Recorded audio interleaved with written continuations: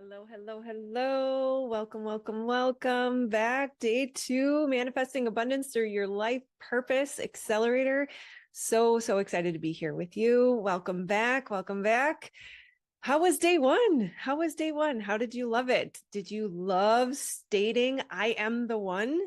What were your biggest takeaways? What was your aha moment that made you say, something's got to shift and change? I've reached the I'm done moment. Did you get emotional trying to say that you are the one? How did it feel in your body? Most importantly, was it hard? Did it feel difficult to say that? Did you notice that maybe you might have been waiting for someone to come save you? Are you ready to step into your own power and commit to healing, commit to purpose, commit to expansion and freedom, claiming your abundance birthright? Thank you so much for your vulnerability. I really appreciate those of you who were brave enough, especially whoever's first to post. I really honor and respect you for being willing to be a leader, to be able to show up, be vulnerable, be seen, be brave, and take your power back, right? It takes a lot to be vulnerable, especially if you have dealt with any level of complex trauma or wounding and conditioning of the world today. Showing up in authenticity and being seen can be challenging and difficult. So I'm proud of you. I am proud of you. Give yourself a pat on the back, 1, for just showing up, and 2, for posting. And if you haven't yet, it's not too late. You can still gain access to the freebie if you do that, right? But most importantly, really take a note of how things shifted in your body when you said that, or even how things shifted in your body when you contemplated saying that. Just the thought of, oh my gosh, I got to post a video, or I got to be seen, or no one else has done it yet. I don't want to do it, right? Really notice how your body responds, because that's the communication around what lives inside of you. And notice if something lands for you, right?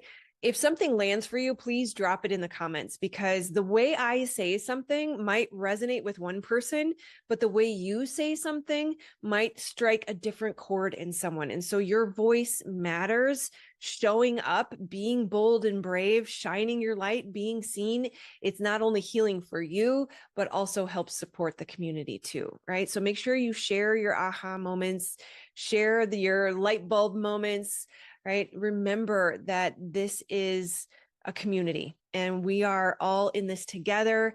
I am just a couple steps ahead of you. So don't pedestalize me. Just know that I'm a human sitting on the other side of this screen.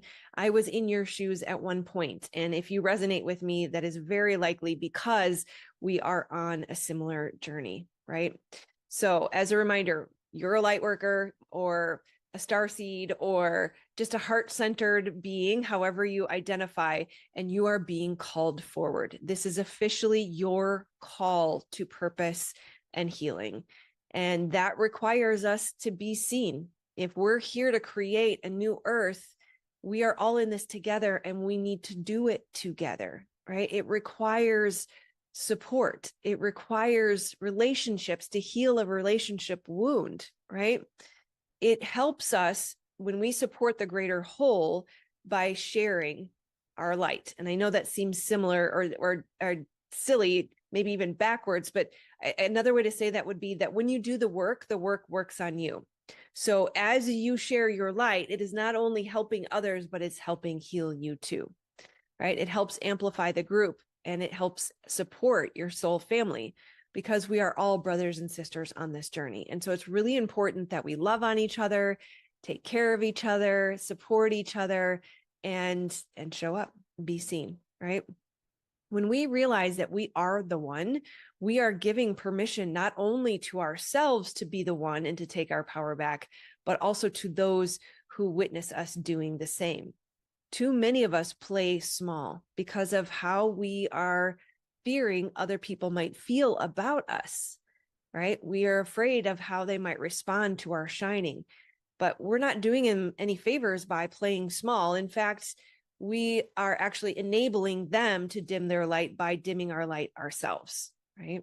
I need to adjust this. It's a little too much for me. There we go. All right. So our ability to shine actually helps wake people up. And I know that seems strange, especially for those of us who've experienced complex trauma, because we became hypersensitive and highly attuned to others so that we could become who they wanted us to be, so that we could prevent rocking the boat. In essence, we wear a mask, but when we do that, we enable others to do the same, right? We may even be enabling misbehavior, right? So showing up and becoming the one for ourselves helps others do the same, right? So we want to claim our abundance birthright. That's why we're here. So we have to dig into why. Why do we struggle? Why have we not claimed it? And usually that's because something in our life caused us to believe we didn't deserve it, or that it's not safe to have it, or that we have to earn it, or we have to work hard or prove our value and worth. Somewhere at a core cellular level, we have not embodied and aligned to our beliefs of our worthiness around abundance. And again, we have to ask the question, why? The only reason not to claim it is because if we question, what if I'm not the one, then we won't be able to embody the belief that I am the one. We might question, what if I don't have a purpose? What if I'm the exception to the rule? If she knew me, she wouldn't really say that about me, right? What if I'm bad or wrong or broken or inherently flawed? What if I'm actually the one person on planet Earth that came here by accident? What if God made a mistake when he made me? What if I don't have it in me to take a hold of that energy? What if I fail? It's the fear, the disbelief, and the questioning that causes the resistance. It's the doubt that holds us back. We build our own walls and we don't even realize it because we're afraid it won't work for me. Do you see where your disbelief might be coming in? We want to recognize how powerful we are, that life is working perfectly, even if we don't realize it. We are manifestors. We are manifesting all the time based on our programs and our nervous system and our frequency and our vibration and our beliefs and the foundation of where we came from, the subconscious programs, right? So the only reason we don't get what we want is because of our fears. And so what happens if we're just willing to try? What happens if we are willing to commit to understanding the nervous system and healing? What if we have tried so many times and we say, I tried everything already? What if you're willing to try just one more time? What would happen if Edison didn't try the 999th time? I forget exactly how many inventions he attempted, but I know it was over 1,000. What if he didn't try one last time? What if you did try one last time and it was the thing? What if this time it finally worked for you? What if you just went for it? What if you acted as if you already knew, you had already received everything that you dream and desire? What if you act as soon as you receive guidance instead of waiting and pondering and letting that voice of trauma talk you out of it? What if you never stop trying? What if you never quit? What if you choose to trust yourself? And what if you choose to believe that you are the one? I had to check my wires there. Something didn't quite sit right. And so I want to make sure my volume's working, right? What if we move beyond trying and attempting to possibly believe? And what if we declare and command it? Some of you are here because of the theta healing that I offered. And I'm so excited to share that with you. That will teach you how to go into the body, go into the higher realms and declare. We have to learn to command our authority. We want to start recognizing that we are not a victim. We are not subject to anyone or anything. We are powerful, sovereign beings, even if you're wielding your power through fear, right? You have to recognize that there is a simple choice to make. There's nothing that can stop you when you become the decider. Do you feel the resonance of the truth here? I need to just double check something. Hold on. Okay, that scared me. My speaker switched. Got to make sure we have volume here. So, what happens if you become the decider? And how does that resonate in your body? Do you feel the truth of that? Do you notice the part of you that gets excited that says, maybe I do have just a little bit of power and control over my life? Maybe I'm not subject to being a victim from corruption and all of the things around me that possibly could threaten me. What if I'm the one who decides who gets to influence and affect me purely through my beliefs, my thoughts, the vibration of my nervous system? What if this 3-day event was exactly what I needed to step into that new life? Right? What if you recognize that the first thought, idea, or inspiration that comes to you is divine? What if you recognize that you are so powerful, you get to command responses to your questions? You get to start asking intelligent questions. Instead of saying, I can't, you say, how can I? And you receive the answer. What if everything that has held you back, we recognize now as just the voice of fear, ego, and trauma? What if we no longer allow space or time for it to talk us out of the things that we know we just received from the divine? What if we don't wait and think about it? Have you ever overthought? Have you ever talked yourself out of something? Overthinking is a significant problem in the world today. Our brains dominate and they are not designed to lead. In fact, 80% of the information that is exchanged between the brain and body comes from the body and goes to the brain. The brain is often the last to know.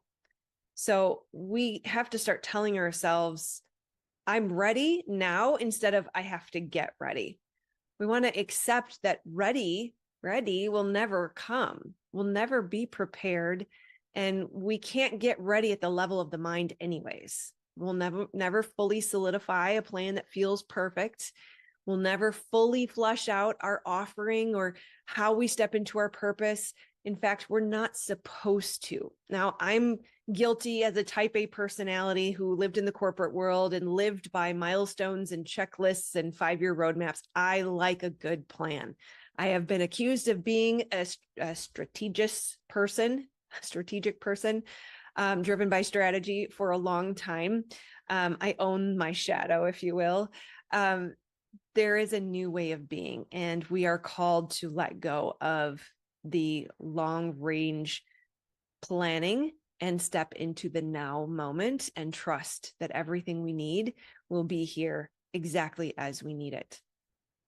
We will never have that 5-year roadmap. We will never get the milestone checklist. It requires step-by-step connection, faith, intimacy with the divine, and a knowing that everything we need will be right there with us, right? We can stop thinking about it, because actually the thinking is what's driving us crazy and keeping us stuck. It's getting in the way of the body receiving the messages and then delivering them to the mind. The mind thinks it needs to go get things when actually the mind needs to receive things, right? Clarity comes from action, not from overthinking. And especially when we're dealing with the unworthiness wound, we have a tendency to think things like, I really want a relationship, but what if it hurts? I really want to start a business, but what if I fail? I really want to be free, but what if I end up stuck and disappointed that I even tried? I really want to, but, right? Notice the but.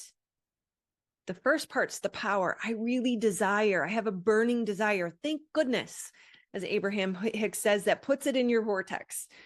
The but is the problem. The but is the fear. The but is the wounding. The but is the programming. Get rid of the but. What if we have a tendency to really get stuck in that stage and never move past it, right? We have one foot out the door and one foot in the old world. And that keeps us stuck. We never really had a chance to do it, because the truth is that if we have a belief that it won't work, or we have that but hanging out in our subconscious mind, it won't work, right? The single most important thing in the entire history of the world is your belief it will work. Now, as I mentioned, I am a recovering pastor's daughter. Again, we'll get to sort of the story of the religious trauma. But when I realized the story of the woman with the issue of blood, the biblical story where Yeshua was preaching to a crowd and there were thousands of people around him, and it was so packed, the people were pressing up against him just to get a piece of his wisdom and knowledge. And there was a woman who had struggled with the issue of bleeding for over 12 years. She had spent every penny she could to see every doctor. No one was able to help her. And she heard that Yeshua was in town. And so she decided she was going to go see him. And she had a knowing in her own heart, body, mind, and soul that if I could just see him, he will heal me. And she came to the crowd and realized she wasn't going to be able to get to him. And so she crawled through the crowd to be able to touch the hem of his garment. And when she touched him, Yeshua felt the healing energy rush through him. And he said, "Who touched me?" And everyone said, "Well, many people are pressing against you, Master. We've all touched you." And he said, "No." And he turned around and finally the woman admitted, and she said, "I did. I'm sorry." And he said, "No, woman, go and be healed. Your faith has healed you." It wasn't that she touched him. It wasn't that he gave her something. He didn't do it for her. It was her belief. I'm going to repeat it what I said earlier, the single most important thing in the history of your life or in any moment of your existence ever throughout eternity is your belief. Do you believe your life can be different? Are you willing to let go of that belief? My life is just difficult. Life is just hard. Suffering is a part of life. What do you believe? Really take stock of all of your beliefs. Your belief is everything. Your belief shapes your reality, and your belief combined with your focus and attention literally creates worlds. Are you ready to choose a new belief today? Now, if you want to manifest abundance, to step into your life purpose, I've got a framework for that. But really, the most important thing that you need to know right now is that there are plenty of strategies out there, and all strategies work in the right energy, right? The energy of I'm the one to make this work. The energy of my nervous system can handle this. I am at peace and in full belief and knowing that I've got this because the divine lives in me and I am one with the divine, and together we are unstoppable, right? When we claim our oneness with the divine, our oneness with each other, our oneness with our dreams, our desires, our power, our authority, that is what is going to make it work. Right? It's not the belief that it might not. It's not the belief that hopefully or maybe those things get in the way. Everything we create stems from the place of knowing it's going to work. I'm going to achieve this. It's going to happen for me. Life is easy for me. Money is easy to make. Freedom is my birthright. Right? So thoughts become things because our beliefs become our thoughts, and our thoughts create feelings. And from our feelings, we create our actions. And from our actions, that leads to results. And then that reinforces the belief. And we go back around that circle over and over and over. From a neuroscience perspective, the brain has to match in chemistry the pictures that we feed it. So when we choose, and it is a choice, to assign a negative meaning to something, we can tell ourselves a story that something is bad or wrong, and that will create a chemical cocktail of stress hormones that flood the body, right? This creates a sensation in the body. And from there, that becomes our frequency and our vibration. That's emotion, energy in motion. Our frequency and our vibration becomes our attraction point. And this is how we manifest. Does that make sense? We are manifesting machines, our whole body. And to think that we only manifest with thought would be amiss. Our whole body is this vibrating frequency mechanism, right? That's why we have to raise our vibration. We manage our nervous system. We manage our emotional body. We cleanse our emotional body. And therefore, that helps us raise our frequency. This is why we attune and calibrate to people. We get to know people who have done something that we want to do, who are a few steps ahead of us. If you want to be wealthy, hang out with wealthy people. If you want to be free, if you want to be a free human who is broken free from the debt slavery system, hang out with people who have done that, right? This is the biggest challenge for spiritual people who've had a difficult life so far, is our beliefs stem from this unworthiness wound, and it acts as a very rigid core belief, like I'm bad or weak or unlovable or undeserving or powerless. Worst of all, at the core of all of it, this fear of worthlessness. Does any of that sound familiar to you? If we're lucky, we recognize our value and worth, but we might struggle to see our value and worth in others, and we'll still struggle. You can have one or both, but either of them will hold you back, right? If it feels unsafe to be in the world, or you feel like you can't trust anyone or anything, the fear of being hurt again causes the ego to rage. We create the habit of thinking primarily about ourselves excessively.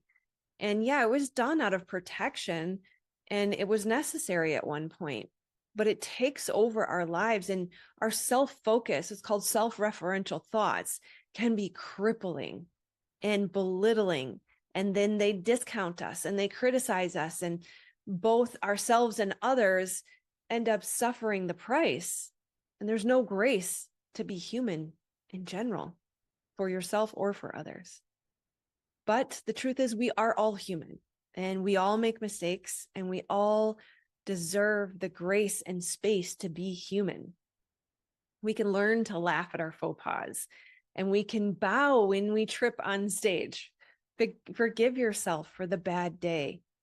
Are you ready to give yourself some grace, to give yourself some love, to say, I love and accept myself every single day? It's common for us to choose jobs that are below our capacity, or even stay in our comfort zone because it makes us feel safe. And again, that is one of the things that keeps us stuck. Of course, our coping mechanisms are going to be necessary because we're living in such a misaligned, untrue place that we can't stand the pain of staying the same, or the pain of stagnation. It's crippling. So then we have to numb out. Maybe we use food or working out or shopping. Those are the most socially acceptable, right? Most commonly, it's hermit mode, isolation, hidden under the guise of healing. We get stuck there. I know I sure did. Heaven forbid we choose a coping mechanism that actually adds to our shame and causes us to hide even further. Alcohol addiction, drugs and alcohol especially, are very common today. Social media addiction. Did you know that if you are perpetually scrolling on social media, you're actually struggling with a freeze state, right? These just give us more excuses to punish ourselves.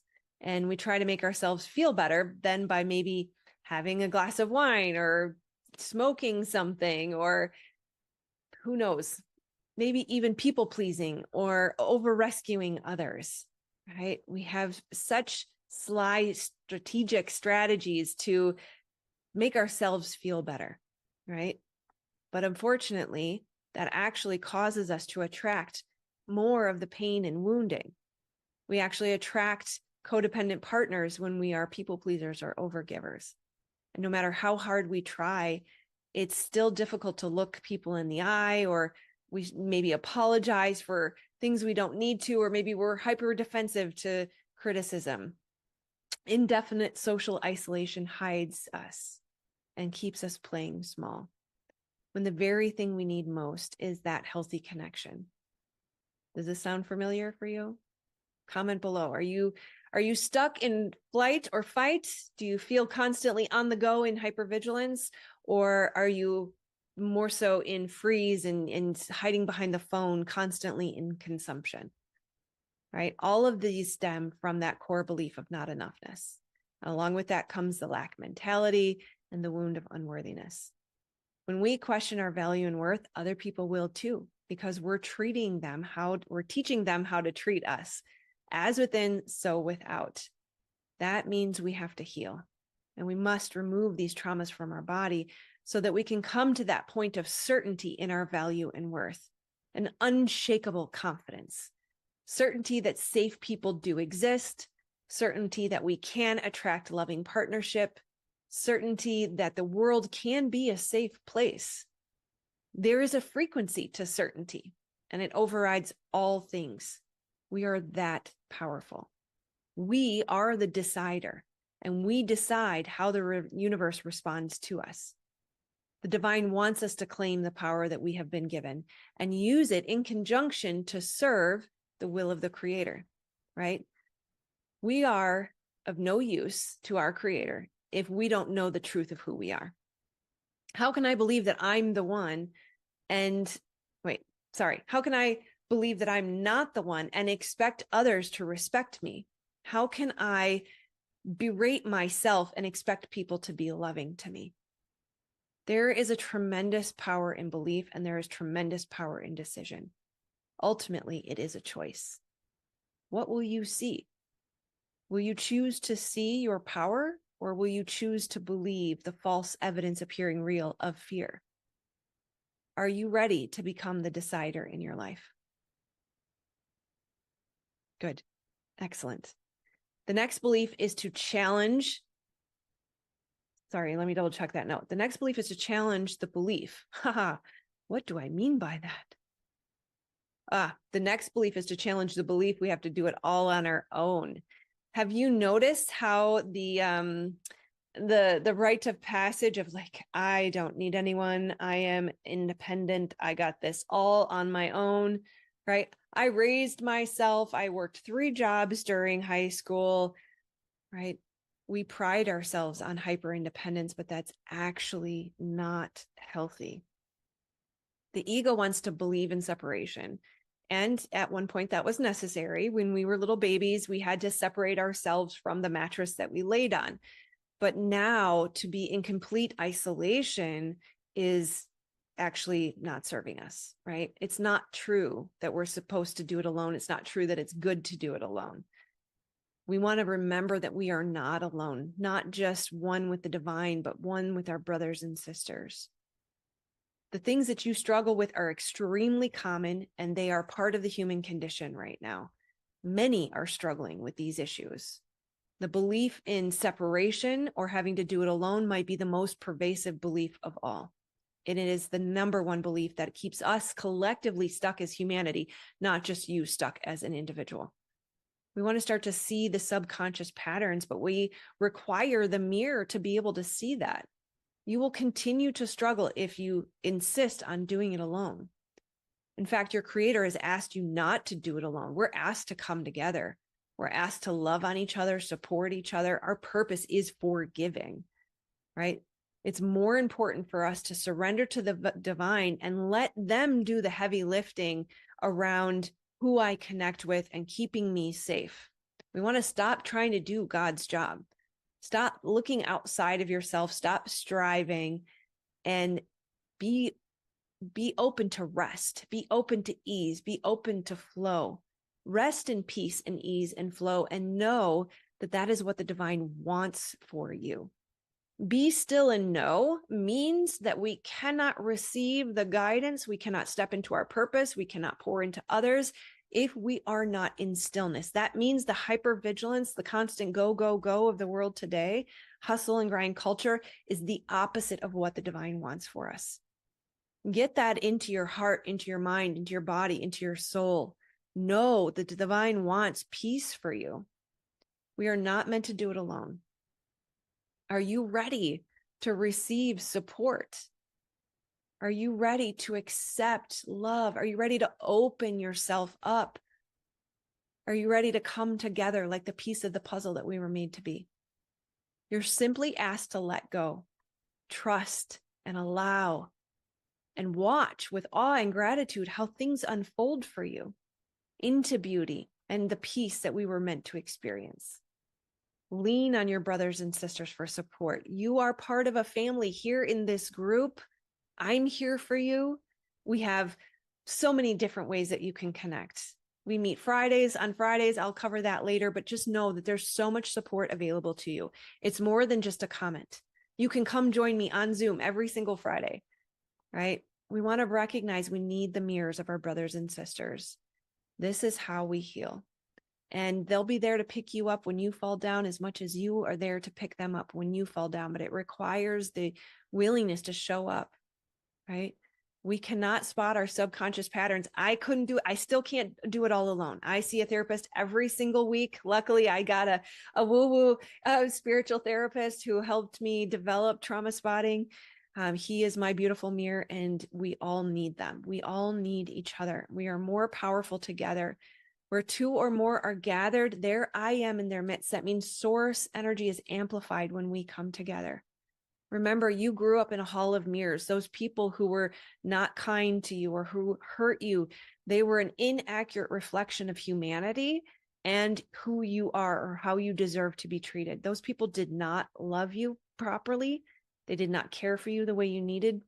And you do deserve to have your needs met. You deserve love and respect. You deserve to have the accurate reflection of who you are reflected back to you so that you can see that through your brothers and sisters. It's time to surround ourselves with accurate, loving mirrors. And remember, the proximity is power. Entrainment and calibration are the key. And you are the sum of the people that you choose to surround yourself with. So, are you ready to become and to see who you were made to be? So, I have to tell you my story. The truth is, I have to practice what I preach. I have to embody my teachings. I cannot be a leader otherwise. And so that means that part of this wounding is recognizing that the brain is not serving us, and the brain's job is to keep us safe, but it believes that safety is in hiding. And so I want to recognize the tendency around that and lead by example, right? Part of the brain strategy is to keep us from looking at the things that hurt us in the past. And as we know, we have to feel it to heal it.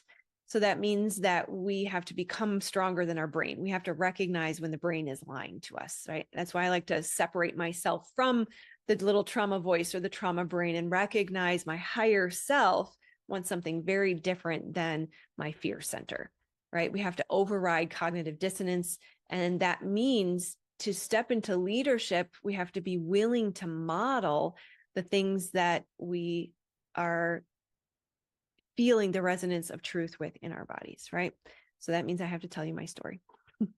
See how I kind of danced around that a little bit, but it's a gory and messy story, and I don't like to tell it, but I do it for you. It makes me nervous to tell this story because it is messy and it's raw and it's real and it's vulnerable. And it's a bit hard to tell sometimes. So I grew up in a middle-class home. I have two siblings at the time. I am the oldest of four now. At the time, we had a dog named Cowboy, and we had basically everything we could need. We did hear sort of that story of there's not enough money for a lot of things, but generally, you know, that was more of a belief than a reality. We did have everything we needed. Unfortunately, the bigger challenge was that our emotional needs were not met. My father was a minister, but also a narcissist. And because he felt that he had been ordained by God, he had power and authority over everyone. That meant that he also had the right to be emotionally damaging. And we were frequently told that we were shameful and sinners and that we should beg for forgiveness pretty much on a regular basis. And we, of course, were exposed to religious teachings multiple times a week. So that guilt and shame really made us question, and I say us as in my siblings, I should say me specifically, made me question whether or not I was going to get into heaven, right? I remember driving in the car and looking outside and seeing clouds sort of parting and fearing God's coming back. And I just, told a fib or exaggerated a story. I'm a liar. I'm a sinner. I'm going to hell. And so I would live in that early stage of my life in fear already. And we were taught that it was only possible to go to heaven if we suffered, self-sacrificed, and I was often berated for being a sinner and a bad person. And of course, being a bad person became sort of the keywords of my program, right? And you'll notice that you have keywords in your life too. They were the foundation of my unworthiness beliefs. And on top of the constant barrage of not enoughness, there was additional emotional, physical, and sexual abuse in my childhood. I never felt seen or cared for or loved, let alone safe. And I was often lost, anxious, and depressed, desperately searching for a way to escape the pain. I felt trapped in my own life and especially in my own head because of the ruminations, right? That hamster wheel of thought, that constant overthinking of how do I get out of this? How do I get out of this? I couldn't stop it from happening. And it became torture to feel just trapped in this hamster wheel of trying to figure it out. Why is my life so hard? That was, again, another program, the belief that life was going to be hard. I deeply wanted to live a normal life. And it seemed that in order to do that, I had to make everyone else happy, especially my father. And what I really wanted was a loving and supportive family. I wanted friends because I wasn't allowed to have them. I wanted life experiences because I wasn't allowed to have them. I wanted the freedom to be a kid. We were basically isolated between the church and the house, and very rarely did we go out and experience life. We weren't allowed to watch television or listen to the radio, and friends had to be friends that were in the church. And because the church was usually pretty small, I was lucky if there was ever just one or two friends my age. And this weight, this burden of the life that I was trapped in felt like a 10,000-pound weight. And somehow I developed this belief that it was my fault, that I was suffering this soul crushing experience because of who I was. And I feared deeply that I may never be lovable. I became deeply curious about what it meant to be happy. What was I really seeking? And I discovered at a very early age, I was surprised sort of looking back at this at like 8, 9 years old, where I realized all I wanted was peace. I didn't even really understand what the chaos that I was feeling was, but I just knew what I wanted was peace. I wanted to feel safe. I wanted to feel loved. I didn't want to have to worry about getting in trouble or doing something wrong. I wanted to be able to truly rest, to feel valued and valuable. But no matter how good of a person I was, whether it was in my early years or my teen years, no matter how much I self-sacrificed or gave myself away, no matter how much I conformed or became who they wanted me to be, no matter how passive or easygoing I was, people continued to hurt me. I kept attracting painful people and situations into my life. Depression and anxiety haunted me constantly. It was the deepest, darkest night of the soul that finally shook me to my core in my 20s. And I had just come out of a relationship with another narcissist. I just kept attracting these relationships over and over. And this was pretty much the darkest moment of my life. 27 years old. I thought it was going to be the perfect age. I was so excited for 27 for so long. And instead, I ended up getting pregnant, unmarried, just left my narcissist boyfriend, and realized my very worst fears. I was so afraid of what I had done. I feared that I was broken goods, that I had baggage now. I feared no one would ever love me. I was never more lost in my head or in my ruminations than at that point, desperately trying to understand, why do bad things keep happening to me? Why do I deserve this? Why does no one love me? Why am I not enough for him to change and show up and be a good partner and help me create this family? How could he be so cold and heartless when all I wanted to do was to give love? I was a prisoner in my own mind and in my own life, and every ounce of my heart and body ached with the pain of knowing I couldn't escape this life. I did want to quit and give up, but I couldn't do that to my son. I wasn't willing to take his life.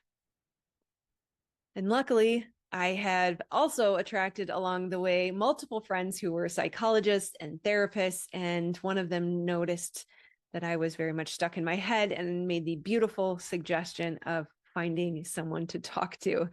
And I got lucky. You don't always find a good therapist right out of the gate. And I think I actually went through one or two before I found a good one, but I will never forget this man. I wish I could remember his name because he literally saved my life. And he gave me the book called A Peaceful Mind. And this book changed my life. It saved my life. It opened my eyes to what was happening in my head. I could not believe at 27 years old, I was just now seeing my thoughts. I, for the first time in my life, became aware of the thoughts that I was thinking. It was as if I had lived in a dark room and somebody just turned the light on. It was like, to me, looking back, it seems so absolutely absurd and ridiculous that I was living on autopilot, thinking 60, 70, 80,000 thoughts a day, and every single one of them was negative. I had no idea what was happening inside of me. And that was just the beginning. I began to dig into spirituality, ancient wisdom, personal development, psychology, neurobiology, you name it. I'm insatiable when it comes to learning. And I finally started to understand how to play the game called life. I found myself saying, why didn't they teach me this in school? More times than I can count. That's a story for another day. We will get this into education before I pass, I promise. But I finally started to understand I'm a creator. My thoughts are creating things. And that's a problem because I was not aware of what I was creating for 27 years, right? I just was astounded by the understanding of frequency and vibration. And it was literally a game changer.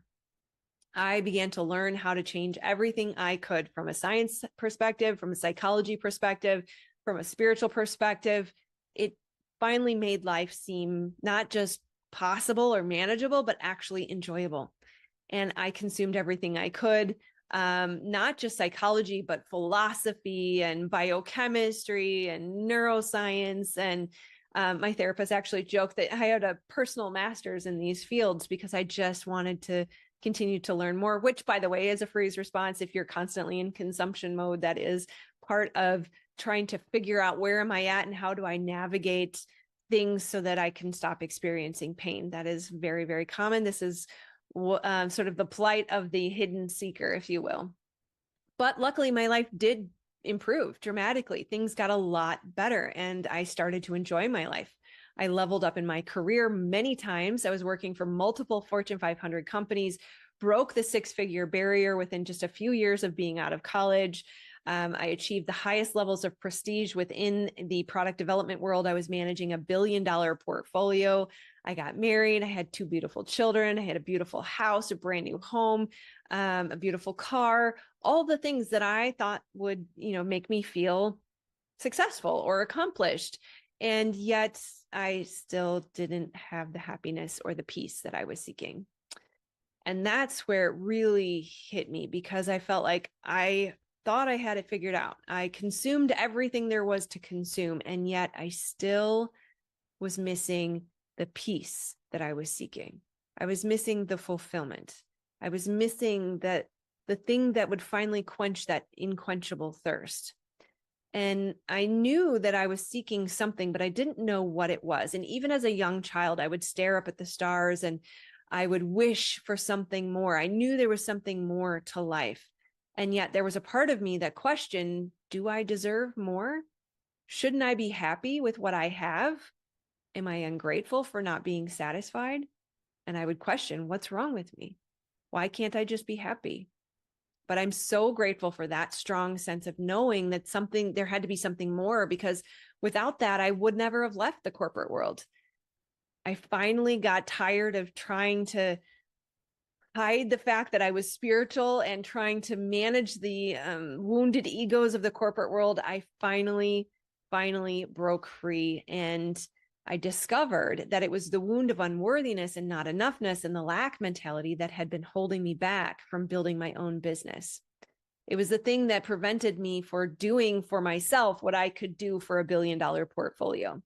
It was the thing that made me afraid of putting myself out there. I was terrified of judgment or criticism or rejection. I was terrified of doing the wrong thing or saying the wrong thing. I didn't think I was going to survive it. My nervous system literally thought I was going to die when I first started to try to start my own business. But over time, I grew to know that there was another way. There was another option. My nervous system needed some work, and that I could not live in that state of being anymore.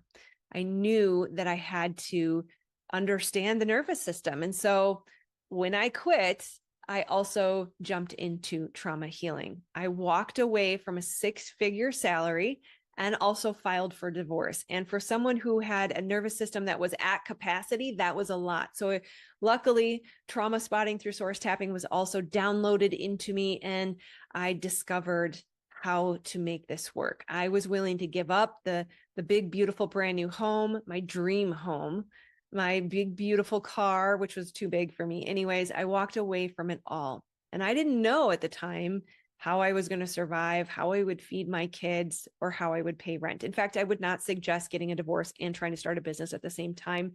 Probably a bit more than I needed to bite off. But at the time, looking back, there was no other way. I had to get out of what was another toxic relationship. And I knew that the divine was going to support me. I knew that I had a purpose, and I knew that my creator loved me enough to provide what I needed for stepping into my purpose. I knew that following my purpose was the only way, because my soul could not rest without it. I knew that true peace and happiness was what I was seeking, and I knew that there was a way to find that, and it was through stepping into my purpose. When I did, I finally began to experience and taste the ecstasy of being in the vein of what I was made to be in, being on the right path. That moment, I literally had the analogy or the visual of being on one train track and then just like switching into the right path. Like there was a knowing that washed over my body, and it's almost as it was a feeling of like dropping into, this is my body. This is where I'm supposed to be. This is what I was seeking. And I absolutely love creating videos. It took time, admittedly. I was pretty nervous. You can go to my YouTube channel and look for the oldest video. I was pretty rough. I did not know what I was doing, but over time, I've not like learned to love, like I forced myself, but I actually like doing it now. I love, love, love teaching. I love helping people.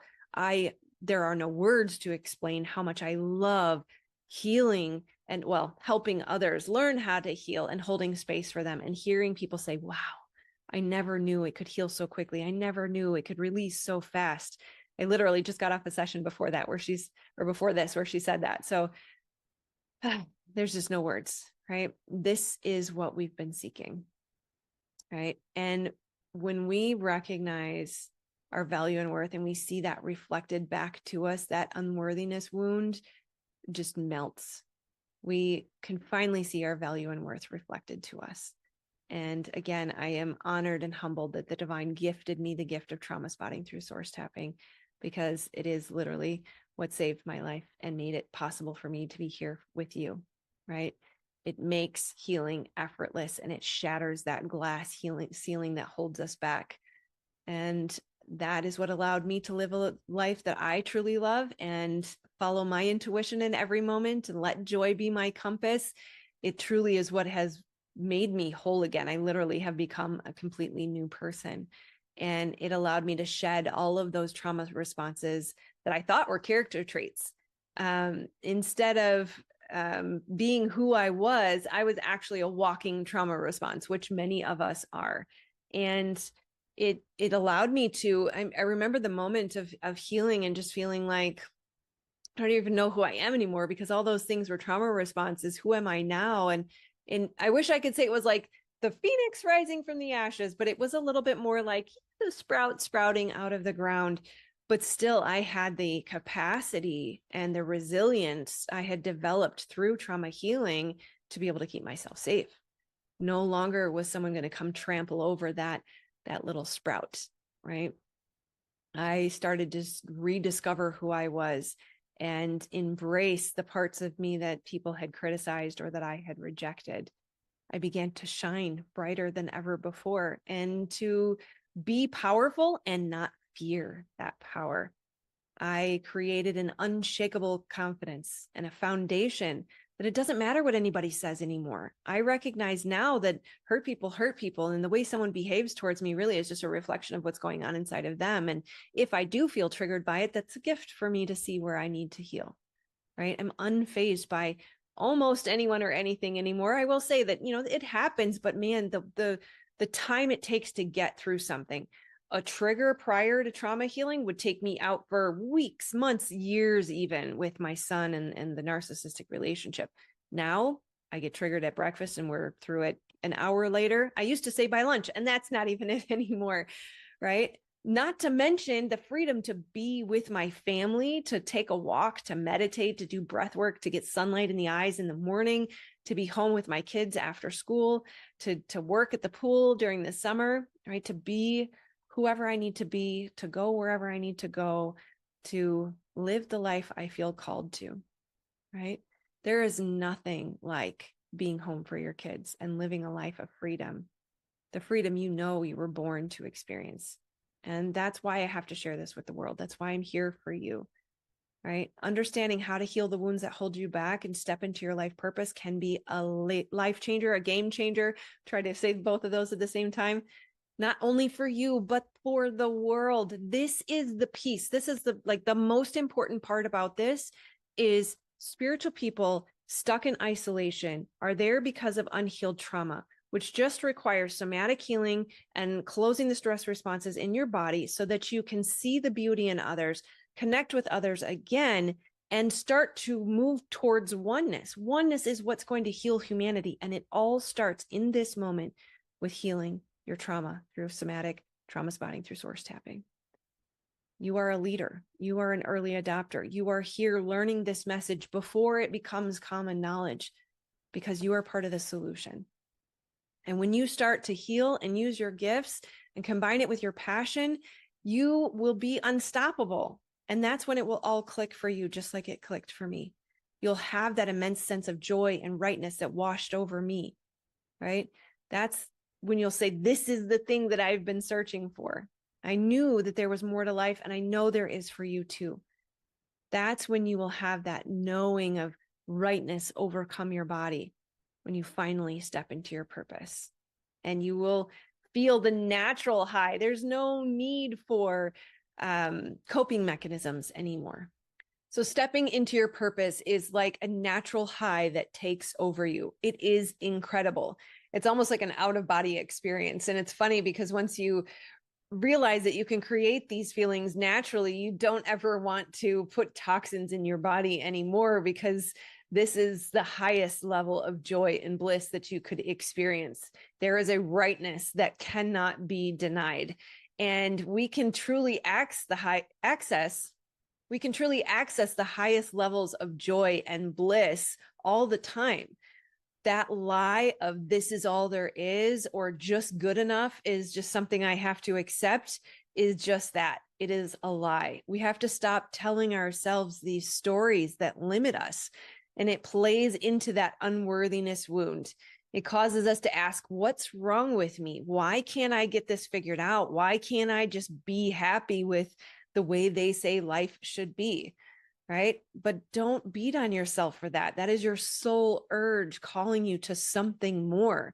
When you start to taste your life purpose, you will finally say, that is the thing that I have been searching for all along. No longer will you remain the hidden seeker. You will be the shining master of your life, right? It doesn't mean that it's all sunshine and rainbows. I am not here to sell you some Pollyanna story. There are challenges. We will have to face all of our fears, but the beauty is you move through them and you become so powerful without them. You can't be triggered by them anymore. Creating the life of your dreams will evolve over time too. It's not like you just draw a line in the sand and this is the thing and you're always married to it. You will grow into it. Like I said, the work works on you as you do the work. And so as you evolve, your work evolves, your purpose evolves, and the building of it shapes you and molds you into who you were made to be. So the question is, do you want to level up? Are you ready? The life purpose path is like Ascension on steroids, and it only takes a moment to step into it. It only takes one hell yes. I want you to look back at this moment and remember this was the moment that everything changed. This is the moment that you acknowledge that no one can do the thing that you can do. And it is time for you now. That's why you're here. If you make the decision, there is nothing that can stop you because you are the decider. So ask yourself, are you ready? It doesn't mean that there won't be moments of doubt. It doesn't mean that you won't wonder if you can hold it, or if you still have these questions inside of you. They'll come up, but that's okay. That's the process of trauma spotting through source tapping, is recognizing them when they come up and knowing how to quickly move through them easily and effortlessly, letting the body to heal and release them. You don't have to do the cognitive work. When you realize the energy that is already inside of you, it is so much easier. When you calibrate, when you have that moment of release and coming home to yourself. I have clients who say, I feel like I'm finally home. Some people who felt like they identify as a starseed and they want to go back home, right? They want to go out into the stars instead of being here now. And then they heal and they feel like, this is the home that I was seeking. It's coming home to ourselves. And once you tap into that energy, it is so much easier to continuously come back home. So I told you my story so that you would feel like I'm human, so that you would know that if it's possible for me, it's possible for you. And hopefully making myself tangibly human will help you calibrate to this energy. And when you fall in love with a mentor who has done what you want to do, they can be your home. They can feel like home to you and help you calibrate to home within you. And then there's truly nothing that can stop you. So humanize me as much as possible and know that I struggled just as much as you have. That's when things will start to change inside of you. When you allow, kind of like the person who first broke the 4-minute mile, to be the example, to say, if they can do it, I can do it too. And now people do it all the time. I want you to feel so comfortable here in our soul family with me, knowing that I am your sister or your sibling. We have been on this journey together in multiple ways over multiple, who knows, timelines, maybe even. We're just having a conversation. Allowing me to share my story helps you collapse time so that you can create in hyperspeed the recalibration that is going to level you up. Allow me to walk through this with you, through the journey of transformation. Feel me as the girl that struggled just like you did, and know that I developed the Manifesting Abundance Through Your Life Purpose framework so that you don't have to spend the 45 years that I did trying to get it figured out. We can do this together, and you can do this in less than a year on average. And I'll share tomorrow with you sort of the healing arc. There's a diagram of very, very consistent stages that people reach at certain points in the journey. And within a year or less, I can almost guarantee you, don't hold me to it, but I can almost guarantee you that you will be through the majority of your trauma and stepping into your purpose on the other side. The problem was nobody told us how to do these things. And when no one tells us what we can do or how to do it, we flounder, and we're trying to do it alone, and we're trying to figure it out all on our own. But when you know how and you have someone to show you how, you can jump timelines very, very quickly. Your job is just to be a receiver, to open, to say yes, to be the decider that you're going to be your own hero by signing up for help, by asking and saying, hey, I can't do this alone anymore. It's not the big grand gestures that actually shape you. It's in the micro moments, in the moment in where you say enough is enough. Right? The I'm done moment is actually a bigger gesture than spending $1 million to build a new development. I don't know why that example just came to mind, but we're going to trust it. Right? It happens in the micro moments. So it's time to claim it. And it's up to you. Nobody can do this for you. Only you can say, okay, I'm ready. I'm done. I'm done with this old life. I'm going to do something different.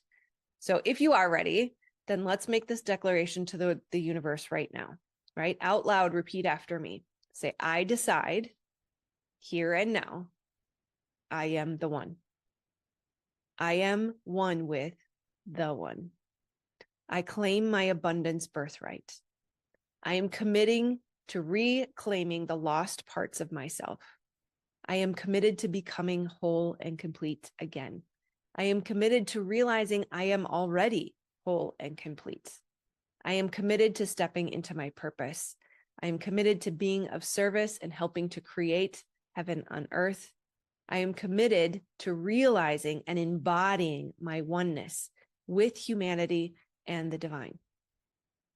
Now, if you said that, get ready, right? It's your job to believe in yourself because you are the one. No one else can do that for you. It's your deck of cards and you get to decide how you want to play it. Imagine a few short years from now that you're the one that's making people feel like they're the one, that you are not less valuable because you struggled. You are not less valuable because you have fear. You are not less valuable because you got started later in life. You are not less valuable because you haven't started yet, right? There is a path for everyone, and you are right where you need to be on your path. We are the ones who do it our own way. There is no right way for you. Nobody can tell you what is right for you. Only you know what is right for you. And when you own your power, you show others how to do the same. So when everyone gets to be who they are, fully in their power, the world will be a different place. When everyone is thriving, when everyone is connected to themselves, following their own guidance, living in their purpose, leveraging their strengths, knowing how to spot and heal resistance quickly within the hour. Imagine how the world will shift and change. Hurt people are the ones who hurt people. So healed people create heaven on earth. And we lead by example, right? The world is going to be a very different place. It's now or later. So you get to decide. The next step is to quiet your mind, connect to source, ask for guidance on your next right step, and take action. Receive that guidance and take action. The key is balanced action and guidance. Co-creation means two factors, right? The divine and you. Yes, it is true. The divine will care for you, but the divine will not do it for you.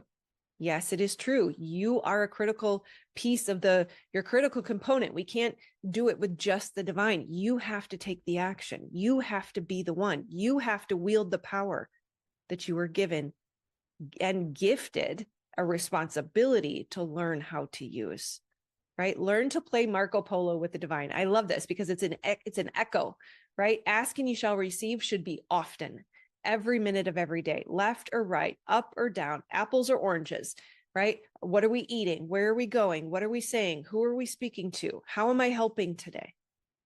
Create that relationship with the divine that lives in you that is so strong that you are unshakable. And do that by removing the resistance that keeps you from hearing that guidance.